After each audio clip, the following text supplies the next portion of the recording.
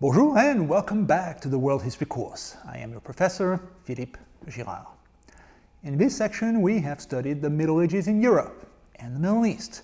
We focused on the Franks, Normans, the Byzantines, and the Arabs. Today's lecture will bring all of them together, since all of these groups were involved directly or indirectly on either side of the First Crusade. Well, let's start with something simple. What the heck is a crusade? In common parlance today, it means any kind of high-minded endeavor.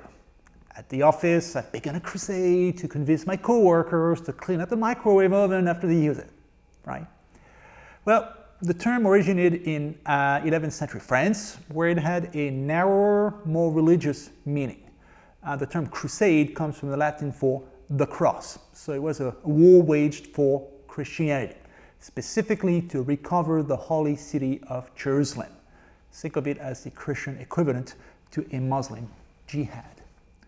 So why did Europeans launch a series of wars in the 11th century to Jerusalem all of a sudden? Well, to begin with, because they could.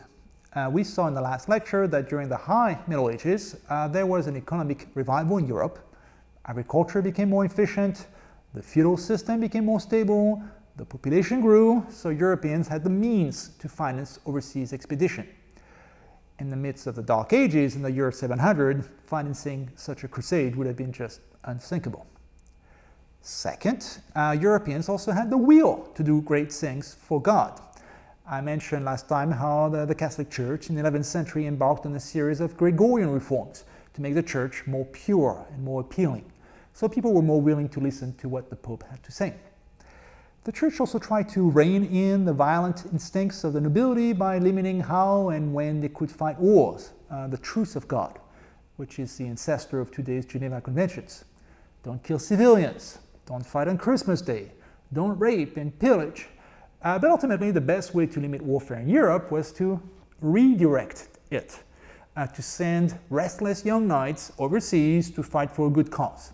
And a crusade, and that was a great way to achieve that goal. The High Middle Ages were also a time when literature developed the chivalric ideal, courtly love, the notion that knights should fight for a greater thing, like the Holy Grail or the love of a lady. So knights were more likely to respond positively to some kind of high-minded call for a crusade when they had been raised to think of chivalry as a higher calling. So you could classify all of those as the long-term causes for the crusading impulse. But then there were also short-term causes. For one thing, people in the Middle Ages, they loved to go on pilgrimages to places like Santiago de Compostela in Spain or Roquemadour in France, and Jerusalem being the place where Jesus died, that was at the top of the list. But in the late 11th century, traveling to the Holy Land became increasingly dangerous. A new Muslim group, the Turks, was fighting the Arab Empire, so the Middle East became a war zone. Who would have thought that, right? The Middle East as a war zone. But in the process, some caravans of pilgrims, they were attacked by one Muslim group or the other, which led to much outrage in Western Europe. So one goal of the Crusades was to protect Christian pilgrims. In a way, you could even describe the crusade itself as a form of pilgrimage. It was a religious journey to Jerusalem, albeit one where pilgrims brought an army with them to clear the way. Another popular form of religious practice in medieval Europe was the cult of relics. And in our language, a relic is any kind of holdover from the past. Boy, that clunky old car is really a relic. That's what you would say. But originally, the term referred to material remnants of the saints and Jesus. Typically the bones of Saint this or Saint that, a pinky toe, a skull. And these bones would be housed in a beautiful reliquary, which is like a jewel box, and then they would be put on display in a church. Then people would come in a pilgrimage to that church and they would leave donations for the church, and that was pretty big business. The most valuable relics had to do with Jesus himself. Obviously not his bones, since, well, he rose from the dead, but pieces of the cross, the shroud in which he was wrapped, a nail from the Passion, that kind of thing. And relics were in high demand and thus costly. King St. Louis of France, for example, he spent a fortune on the crown of thorns of Jesus, and then he built an exquisite chapel in central Paris, the Sainte-Chapelle, to house this relic. And I really recommend that you visit it if you visit Notre Dame, which is nearby. the stained glass alone, that is worth the detour to the Sainte-Chapelle. Obviously, when people are willing to pay such a fortune for items whose provenance is kind of mysterious, like relics, well, fraudsters will jump in and they would sell fakes. And there are enough pieces of the true cross in European churches to build a full-size house. And if you carbon date them, or if you use dendrochronology, you'll find out that these pieces of wood originated in the medieval era, not the 1st century AD. But medieval people thought that those relics were the real thing, and the Crusades should be understood in that context. Traveling to the Holy Land, that would be a unique opportunity to collect even more relics straight from the source. And then there were omens, weird natural phenomena that medieval Europeans, for lack of scientific understanding, saw as a sign from God. In April 1095, there was a major meteor shower in France. Then in February 1096, an eclipse of the moon. Then another one in August. And then the fall of 1097, a comet. And then an eclipse of the sun in December 1098. And on and on. To European Christians, that was clear. God was trying to tell them something. But what? Well, that was Pope Urban II who provided the answer. But before we get to him, let's head to Byzantium for a sec. We saw in a previous lecture how the Byzantines, that empire in modern-day Greece and Turkey, they lost a major battle against the Turks at the Battle of Manzikert in 1071. And then the Byzantines lost the Anatolian Peninsula as a result. And that led to some recruiting issues for their army. Meanwhile, the Turks reached the city of Nicaea, which is very close to Byzantium, the capital. So the military situation was getting dire for the Byzantines in the late 11th century. The emperor at the time, Alexius Comnenus, he came up with a very Byzantine answer to his military woes. Let's hire mercenaries. And relations with Rome had been tense since the Great Schism of 1054, but the two sides were still on speaking terms, and Emperor Comnenus wrote a friendly letter to the Pope to ask him if he could help the Byzantines recruit a bunch of knights in Western Europe. Essentially, I've heard you have some well-trained warriors who are a nuisance in Europe, so why don't you send them over to Byzantium and I will unleash them on the Turks. I'll pay them well, win-win. Well, the letter reached the Pope, Urban II, who transformed this simple call for mercenaries into something else altogether, a crusade. A concept that did not really exist in Europe yet. He's the one who invented it. Urban II was French, so he traveled to the city of Clermont-Ferrand in central France to give a sermon on Easter Day of 1095. That speech should be in the packet of primary source documents for the class. Read it. But essentially, Urban II riled up the crowd by mentioning the abuses that pilgrims and the Byzantines had suffered at the hand of the Turk. They were fellow Christians who needed their help. And then when they turned to the nobility, Urban II told them, instead of fighting your Christian brothers all day long, just to steal their land, why don't you fight for a greater cause? God. So clearly borrowing from the chivalric ideal there. And then, if that was not enough, Pope Urban II promised a reward. All those who died in the crusade would get a full remission of sins, i.e., they would go straight to heaven. And then the last argument was the simplest. Dieu le veut, meaning God wills it. So who are you to argue with God? Or at least its representative on earth, the Pope. So then Urban II paused, kind of wondering what the response would be, because the concept of a crusade was completely new. And he was asking people to ditch everything in their life to head for Israel, which might as well be on the other side of the moon at the time for Western European. So would people embrace this cause, or roll their eyes, leave the church, and head out to the local bar for a drink?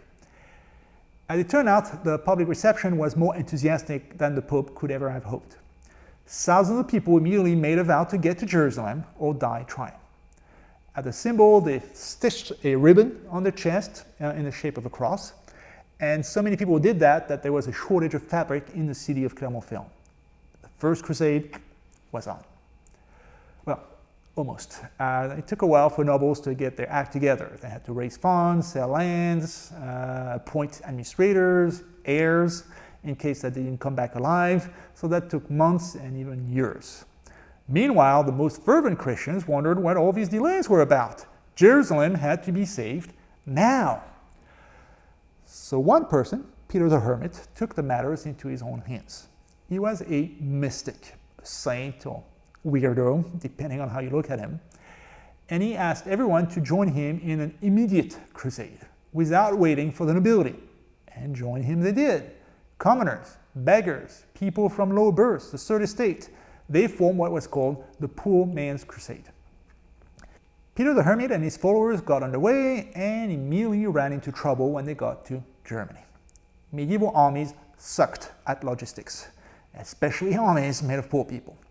So those would-be crusaders, for lack of food, they simply helped themselves, leaving a trail of destruction and famine in their wake in Germany.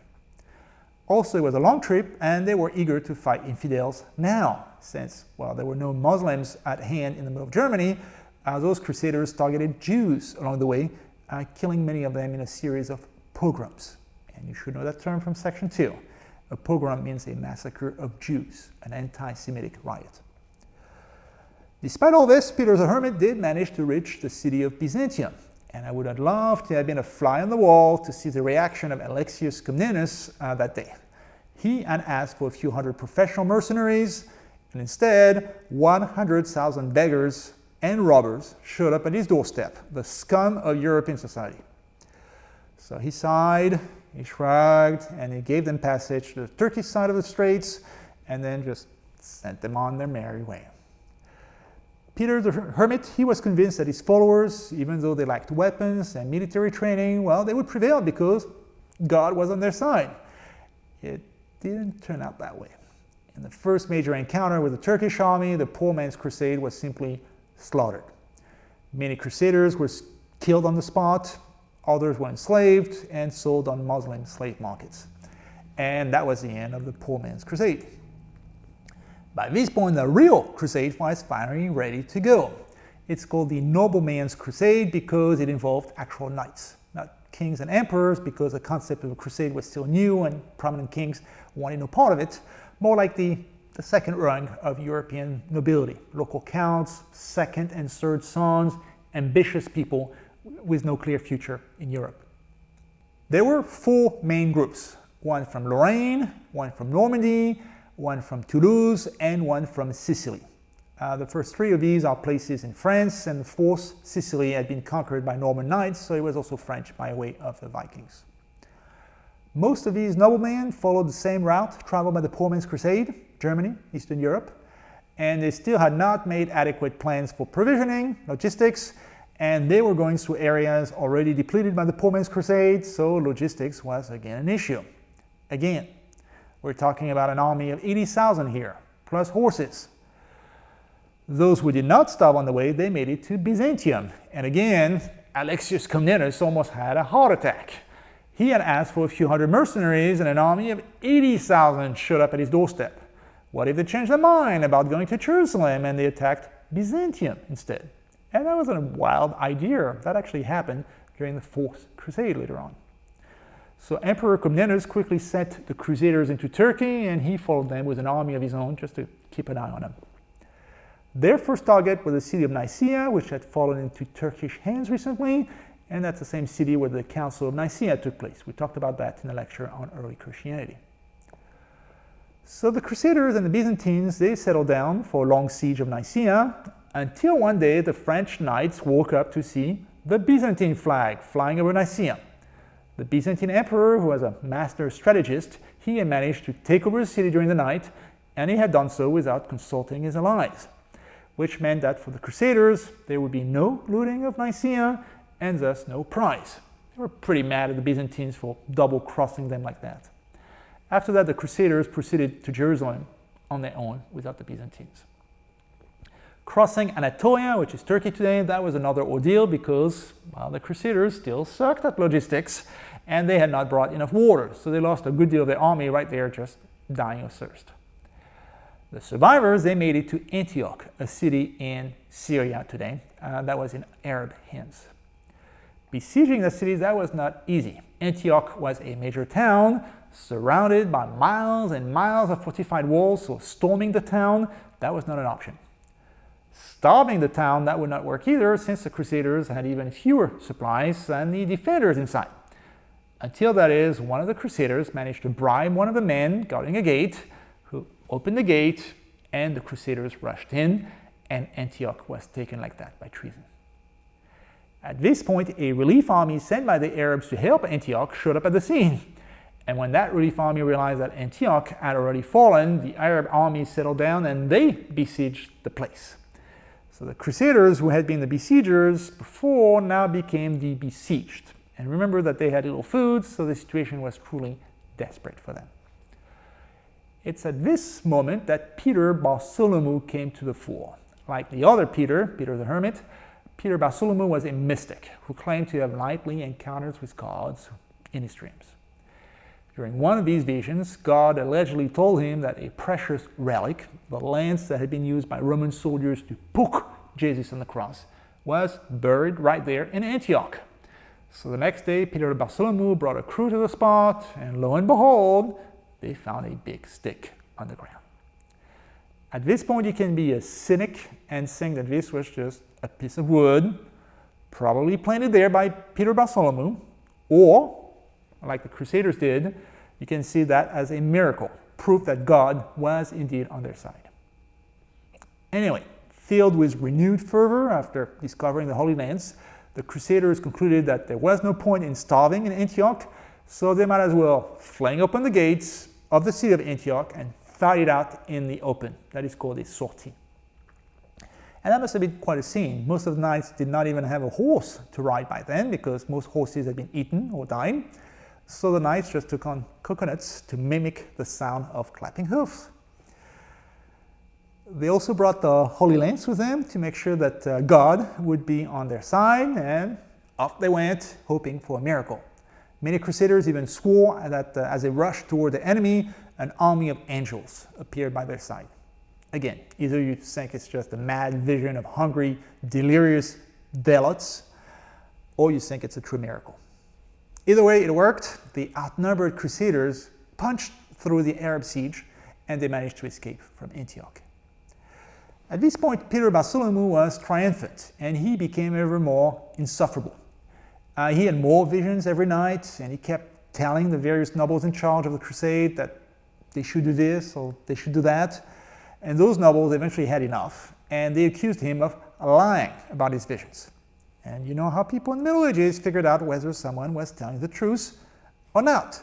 They subjected him to an ordeal, a divine test of truth. Peter Bartholomew had to walk through a giant fire of olive tree logs. He came out horribly burnt, but also alive, so the ordeal was kind of inconclusive. But at any rate, he died of his wounds a few days later, so that took him out of the picture.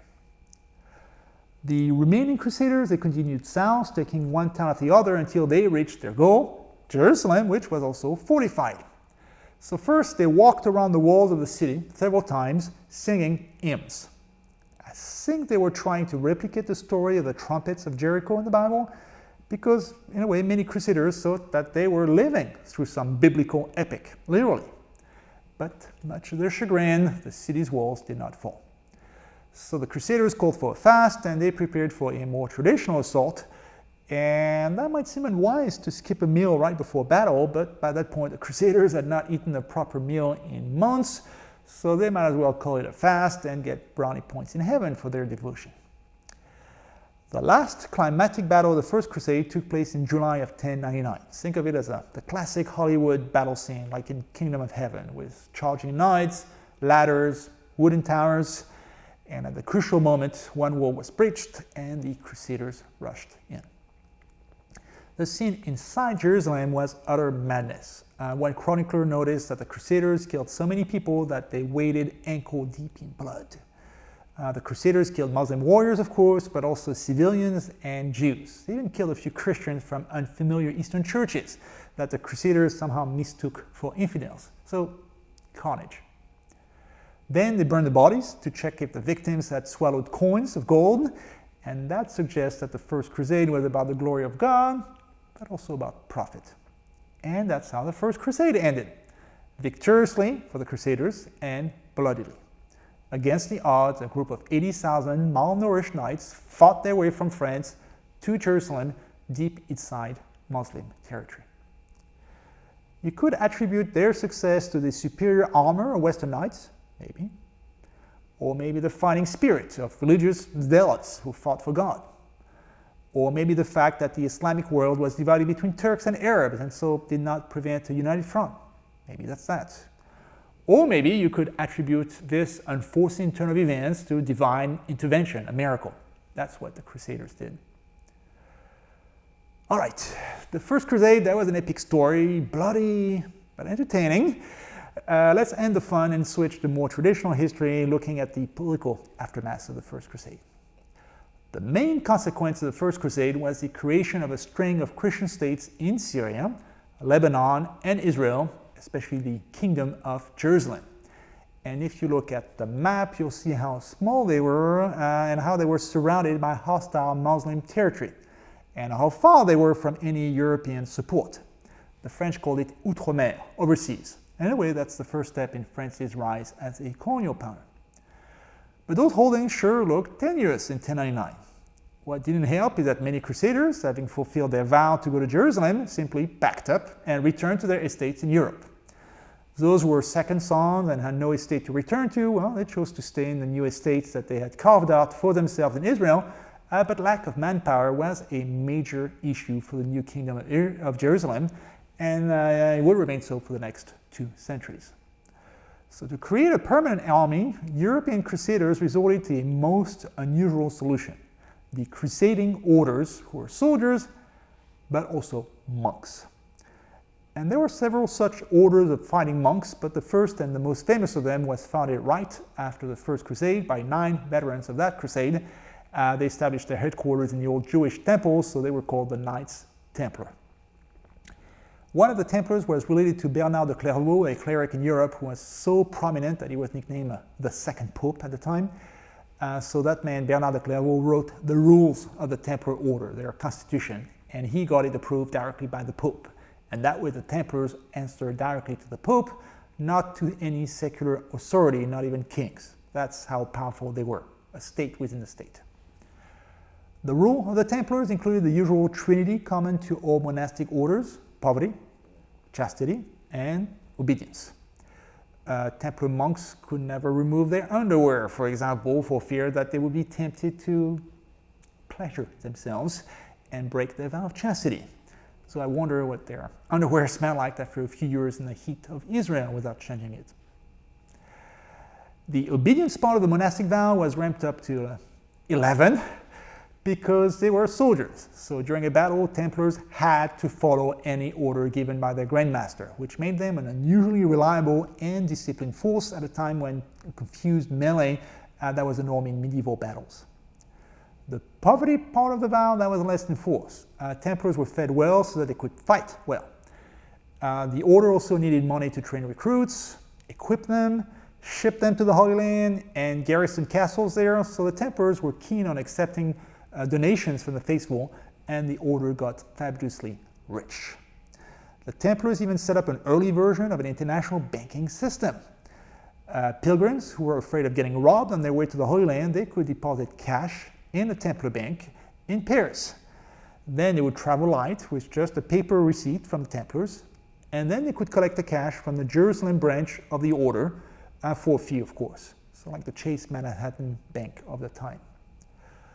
Over time, the Templars got so rich that they could even loan money to kings. Well, not loan exactly, because usury that was forbidden by the Catholic Church, and the Templars could not officially charge interest. So instead, they would lend you a sum, free of interest, and then indicate that you were supposed to voluntarily gift a sum equal to 14.99% of the loan annually, compounded monthly, and payable in the 1st and 15th of the month. So, a loan. Being bankers to the king, that was a dangerous game to play, especially in France, where one king, Philip IV the Fair, was always short on cash. And by the fair, I mean handsome. Philip IV was a handsome Philip. But his nickname, that did not mean that he was fair in the sense of being just, not at all. If you're interested in learning more about his reign, I'd suggest reading Les Rois Maudits, and I think it's been translated into English. It's a novel, but it's directly based on the life of Philip IV, so 99% of it is history, and it's really a page-turner. At any rate, King Philip the Fair, he borrowed a lot of money from the Templars. He could not repay them that money, and so on Friday, October the 13th, 1307, that king had all the Templars arrested, accusing them of heresy, sodomy, and idolatry. And these were all trumped up charges, of course, but the prisoners were so horribly tortured that they confessed everything. And then the surviving Templars were burnt at the stake. And Philip took all their money, which was his goal all along. He wanted to get rid of his debts. The Grand Master of the Templar Order was burned in 1314, and the story is that, right as he died, the Grand Master cursed King Philip IV, who was in attendance, as well as the Minister of Justice, and as well the Pope, who had allowed all that legal travesty to happen. And all three men died within a year, and then all three sons of Philip IV, which created a huge dynastic crisis that led to the 100 Years' War. I've been told that this is how we get the Friday the 13th superstition. I'd have to check that. At any rate, don't you mess with Templars. That's a lesson. So after 200 years of presence in the Middle East, Europeans eventually lost their foothold there. So clearly something went wrong somewhere. I already mentioned the dearth of manpower. Fighting orders like the Templars were a useful supplement, but by definition they did not produce sons. So the Crusader states, they went through a cycle of crisis where they would lose a major city in the Holy Land, a new crusade was preached in Europe, a bunch of knights arrived to save the day, and then they left, and the cycle repeated itself. The concept of a crusade also lost some of its cachet over time. It was really a cheap currency for popes. All they had to do was say, God wills it, and magically an army would pop out of thin air.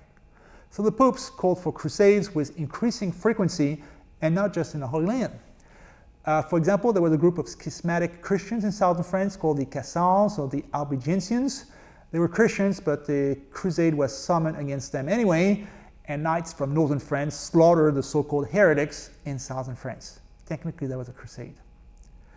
There were Muslims in Spain too. So the Spaniards, instead of going all the way to Jerusalem, they stayed home to fight in the Reconquista, and they received the same benefits as Crusaders did. Germans, they were pushing into pagan lands around Poland and the Baltic states. So they called that a crusade too. The worst travesty of a crusade was the fourth one. The Crusaders decided to travel by sea to avoid the usual supply problems in Eastern Europe. But the city of Venice, which was supposed to provide the fleet, demanded a huge fee for the service. So the Crusaders could not pay, and instead they offered to sack Byzantium, a Christian city, mind you, and then they would use the proceeds to pay back the Venetians. So the Crusaders took Byzantium, looted the place, and they never went any further. And to this day you'll find loot from that fourth crusade in Venice.